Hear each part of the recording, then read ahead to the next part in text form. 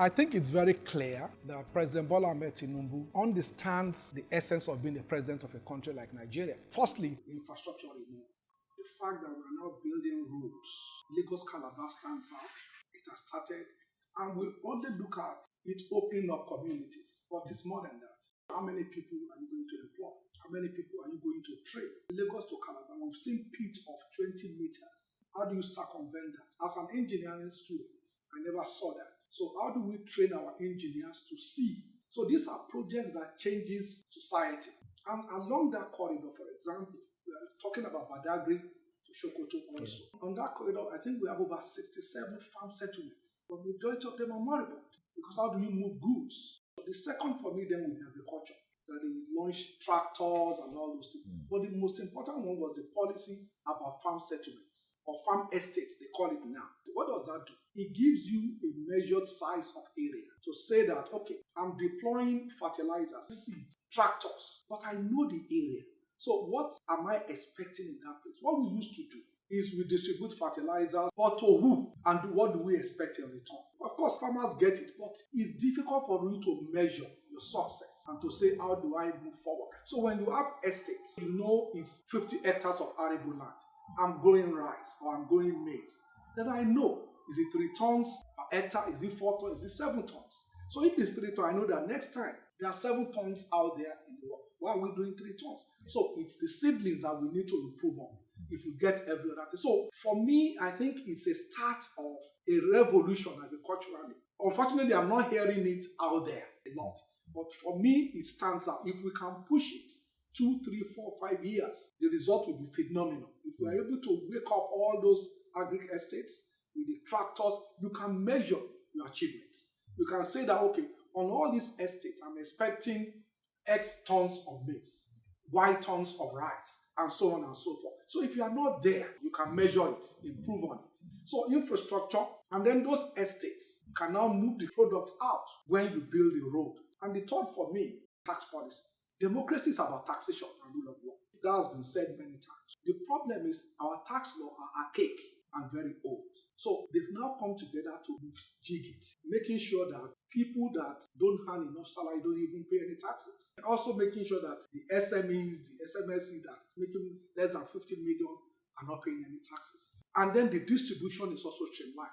The amount that federal government is taking reduced from 50% from VAT to 10%, and so on, giving the states more money and also making it a bit more sensible because it's not just the source, they're also looking at input. So for example, MTN is headquartered in Lagos, but it's not in Lagos alone that people use MTN. They use MTN in Kwara, they use MTN in Kaduna, all over the place. So it's now about, okay, this is the source, but where is also the input?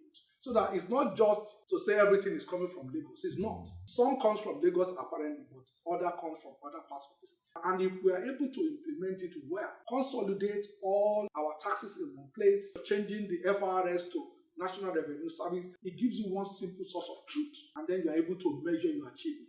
And then you have different pillars, custom, the massa, all of them collecting money.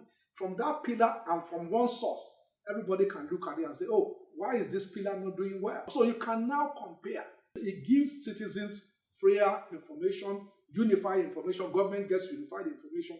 Citizens pay less taxes, but the quantity will probably be more because now you are able to aggregate it.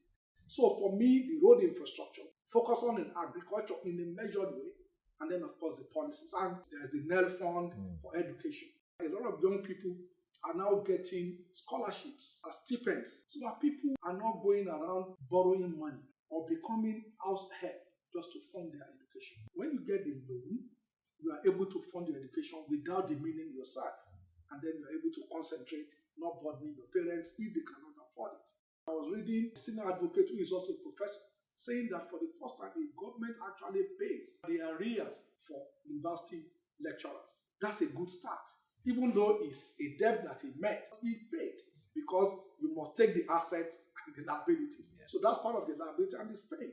And then, of course, they're putting more money into education. Students are getting more comfortable. We just need to make it easier more for the professor. I think we are moving well. We are looking at the foundational issues, and then we are trying to look at how do we fix the foundation. The moment you fix the foundation, if you fix the substructure, building will be easier. But if that foundation is faulty, you have a challenge. So I think this president is aggressive in looking at the foundational issues. What are the things to liberalize the economy? The cake is a bit small, and that's why all of us are fighting. And if you get it bigger, it's easier for everybody to now partake. So in terms of infrastructure, the rate at which we are fixing broken infrastructure. Abuja, for example, is unbelievable. It's been totally changed. When you are coming from the airport, before, all of us, when you get to that gate that is built, everybody turns to the left, irrespective of where you are going, except if you are going to Lokoja. But today, we have two sets of roads. So you can go straight. If you are going to Asokoro, and it's faster, and I'm sure many other roads that are being done there. Remember the way this third mainland bridge used to be. The fact that it was quickly fixed, lighted up. I was with the minister when it was inspected. We were looking at expansion joints and everything. It was fixed. And also, the underneath, divers who have actually dived to see the structure underneath, they are also fixing that. The same thing for Qatar Bridge, Eko Bridge. So, all this infrastructure renewal, it's not just new. Because people will say, oh, why are we building Lagos, Calabar, if we've not fixed all the roads? Well, that's not the way nations develop. You must also expand. The fact that you don't fix existing doesn't mean somebody will not give birth to a child.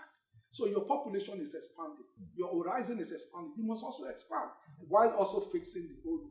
The rate at which they are dealing with collapsing infrastructure, renewing it, I think it's commendable. And so it's getting better, and we hope that it will continue. And with the tax reform and everything, the resources will be better, and then of course government will be able to do a lot.